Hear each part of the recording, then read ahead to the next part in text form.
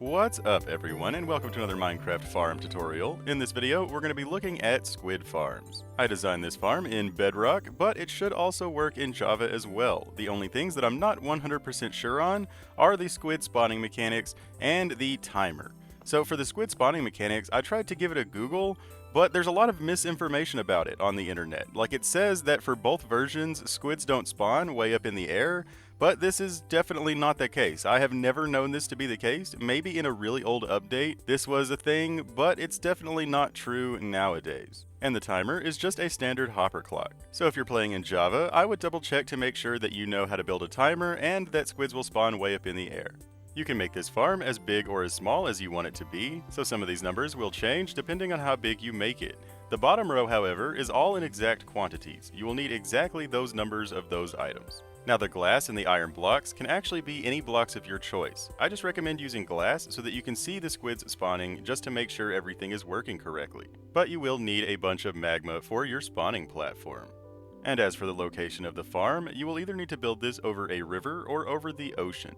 The ocean will give you better rates because it spawns more squids, but maybe you have a river next to your base that you're wanting to turn into a squid farm. Building it above a river is a little bit different than building it above an ocean, so I will talk about using a river at the end of the video. But really, for either design, as long as you build it more than 44 blocks above the water level, it will work just fine. Mobs will spawn up to 44 blocks away from the player, so you want the farm to be at least 44 blocks away from any other body of water, because you wouldn't want squids to spawn where they're not supposed to and ruin the rates of your farm. Because of this, I would recommend building it up at Y110.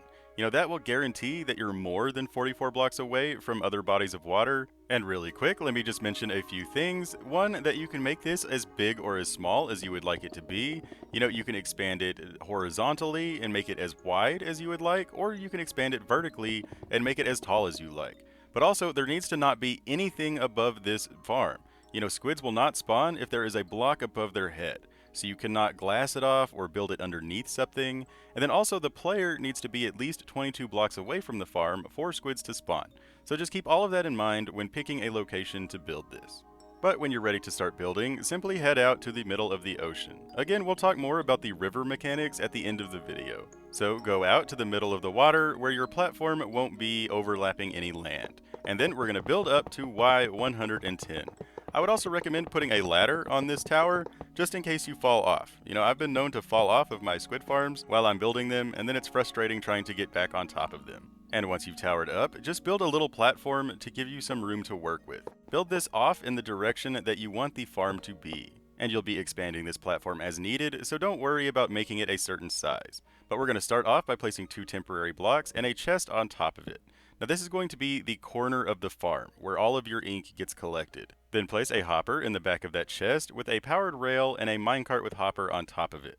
Now this is going to be the very corner of your farm. And we need a solid block next to the minecart diagonally up from the hopper. So the farm is going to go off in this direction. Now depending on how big you want to make the farm, we're going to build a platform at the same Y level as that hopper. And we can go ahead and break out these temporary blocks underneath the chest. Also, I would recommend chunk-aligning this platform, but you don't really have to.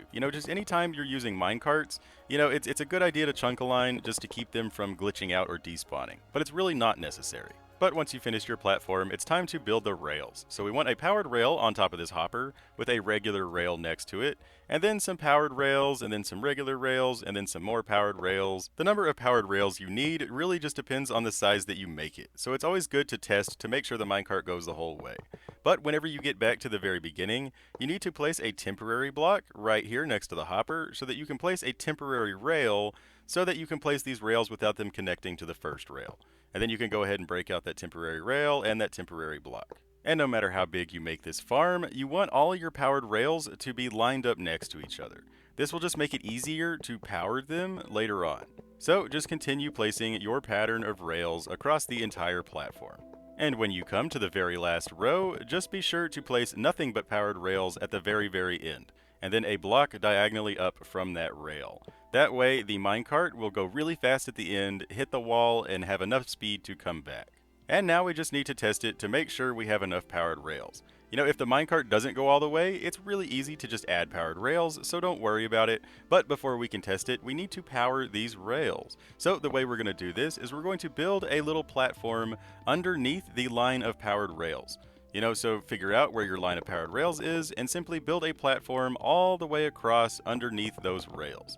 This will make it really easy just to place some levers on the bottom of the blocks with the rails on it. I just also like building this as a marker so that I know exactly where the powered rails are without actually having to look. And once you've got your platform, it's time to place levers on the bottom of the blocks with the powered rails on top. And be sure to turn on the levers as you go. Now, placing the levers in your head is kind of annoying, so you can always walk backwards and place the levers, or you could always place the levers off to the side by expanding your platforms. And this is why it's nice to build your rails all aligned with each other. It makes it easier to power them later on, so you don't have to guess where the powered rails are. But we're just going to go ahead and place levers and turn them on to power all of our powered rails, except for the one that the minecart is sitting on. We don't want to power that one. And I always fall off of this farm. Even in creative mode, I fall off. But once you get all of your rails powered, it's now just time to test the minecart. And again, we don't want the powered rail underneath the minecart to have any power. We just want it to have a minecart on top so that the minecart doesn't go forever. But when you're ready to test it, just place a temporary button or a lever on top of this block and flick it just to make sure that the minecart goes the entire way and comes all the way back. If it doesn't, you can always just add powered rails. Now we need to build the redstone that activates the minecart. So we're going to place a redstone torch underneath the block next to the minecart, but we don't want it to be on forever. It's never a good idea to leave your minecarts running. So we're going to place a second torch with a redstone dust going into the first torch to keep it off. Now we're going to place a comparator going into the block with the second torch on it, and then a repeater on maximum delay diagonally from that comparator, then 4 redstone dust to tie it all together. And then we're going to skip one block and place a solid block 1 block away from the redstone dust with a comparator going into that block, and then skip 2 blocks and place a comparator going the other way, going into another solid block. Then we're going to place a temporary block in the middle of these so that we can place a hopper facing that temporary block, and then another hopper facing back into that one so that these hoppers are going into each other like so. Then we're going to place a block of redstone on top of one of the hoppers, it doesn't matter which one. And then inside the hopper with the redstone block on it, we're going to place 5 stacks of any item. 5 stacks of seeds, 5 stacks of sticks, any junk item that you don't want. And then we're going to place a regular piston on top of each comparator facing the redstone block. Like so. You'll have to crouch to be able to place a block on top of the comparator. And then 2 pieces of redstone dust on top of these 2 solid blocks next to the pistons. And that's basically it. Now we just go to the other side, and we're going to place 2 solid blocks, one next to the hopper closest to the redstone torches, and then one next to the comparator next to that, with 2 redstone dust on top of these 2 blocks. Then we're going to place a repeater coming out of that block like so, and then another piece of redstone dust to connect it to the first redstone section. And that's it. Now you have a 5-minute timer that will activate every 5 minutes, actually a little bit less than 5 minutes, but then it will tell the minecart to start moving. Items despawn every 5 minutes, so if you have a 5-minute timer, it will minimize the lag output from having a minecart active, while guaranteeing that you always pick up the items and never lose any. But next up, we're going to place magma blocks on top of every block that has a rail on it. You can always crouch on the magma blocks to not take damage in survival.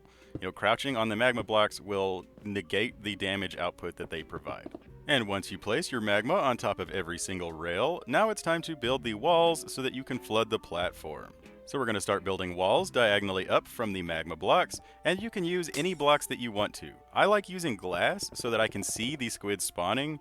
It's always nice to be able to see the items and see the squids to make sure that there are no problems. But these can be any blocks that you want them to be. You can use wood, or you can use cobblestone or stone, or anything that you want. I just like using glass again so that I can see what's going on inside of the farm. They do need to be full blocks though. No walls, no panes, nothing like that. Just any full block that you want. And then once you get the first layer done, now go through and place water buckets along 2 of the sides. And once you've turned 2 sides into water source blocks, it should fill in the entire platform like so. And then we're just going to repeat this process, going up by 1 and placing water buckets to make it as tall as you would like. Basically, the taller you make this, the higher the rates will be, within reason. If you make this like 200 blocks tall, it won't actually increase the rates.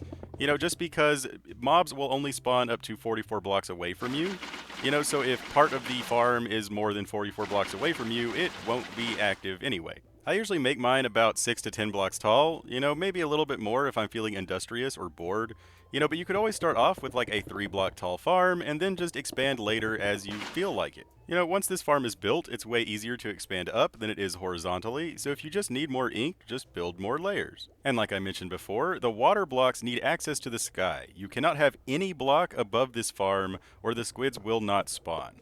But then also, we need to go out by at least 22 blocks. So mobs will spawn between 22 and 44 blocks away from the player.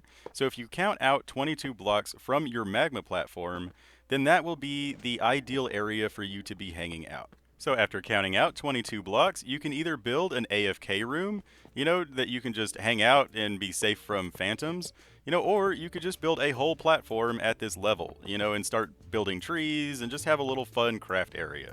You know, honestly, I usually build both. You know, I usually build a little room, so that's like if I want some ink, I can just run up here, hide in the AFK room, and call it good. You know, or, you know, if I want to actually do something while I'm playing, you know, if I want ink but don't want to AFK, I'll build a little platform, you know, maybe a mob farm, you know, maybe some trees or some farms, you know, just whatever, you know, just something to do while I'm waiting on ink to spawn.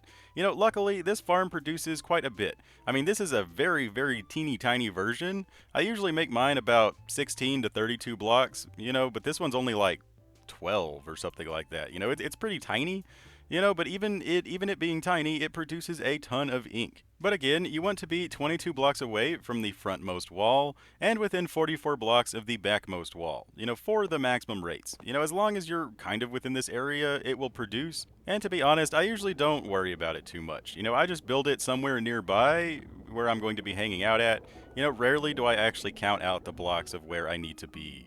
Because honestly, this produces a ton of ink. I mean, again, this is a teeny tiny version, and just in the first 5 minutes of me building it and recording, we got like a full stack of ink. I mean, you know, you can't beat that. 5 minutes full stack, you know, pretty easy peasy. And now let's talk a little bit about river farms. So rivers produce less squids in general than the ocean versions do, so I feel like the main reasons for using a river is that you either can't find the ocean or that your base is close by.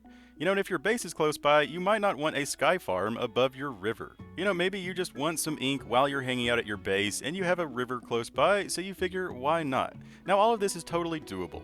Most tutorials will tell you you have to drain the entire river, and I'm here to tell you that is not the case. I mean, you could always build a sky farm above the river, you know, that would totally work, but again, this probably isn't what you want to do unless you just can't find the ocean. You know, if you just can't find the ocean, then totally go ahead and build a sky farm for your squid farm up at Y level 110. It's also a good idea to check your seed in Chunkbase. You know, if you go to chunkbase.com and go to the biome finder, type in the seed of your world and your coordinates for your location, you can actually see which parts of which chunks are rivers. You know, sometimes in Minecraft there is water, but it's not actually a river biome. Now I will say that Minecraft's terrain generation has gotten a lot better over the years. Now it seems more like water equals river, but I remember back in the day, water definitely did not equal a river, so it's always nice just to double check using Chunkbase. But once you've made sure that you have a river, you know, or if you just see squid spawning, that's also a pretty good sign, you could always build your farm just down here. You know, I mean, it would still produce. You know, granted, it wouldn't produce the most, because if there were squids in the river, that would reduce your rates by a lot. But if you just need a little bit of ink, you know, while you're hanging out at your base, that would totally work. Now, you could take the time to drain the whole river after you build the farm. You know, that would actually provide the most rates, you know, but, you know, if you're not looking for maximum rates, you're just looking for opportunistic, another thing you could do is fill in the rest of the river. You know, if you just, not like the whole thing, but squids won't spawn if there's a block over their head or over the water that they're trying to spawn in. So you could just cover up all of the river that isn't your squid farm with stone or dirt or something else. You know, that would also improve the rates. You wouldn't have to take the time to drain it. You know, so really, it's up to you, whether you want to build it way up in the sky, or whether you just want to cover up the river, or whether you want to drain it, you know, or whether you just want to build the farm on top of the river and call it good. I mean, it'll still produce, just not as much. You know, personally, I usually just build the farm, you know, within spawning distance of my base on top of the river, And then if it's not producing, I'll start tweaking things. I'll build like a bridge or I'll drain part of the river, kind of thing. I don't really like worry about it. Even if I get just a little bit of ink, if I'm at my base a lot, so even just a little bit adds up over time. So really, it's just all up to what you're looking to get out of it. Again, rivers will spawn less than oceans anyway, so if you want the highest rates you can possibly get, go to an ocean and build a sky farm.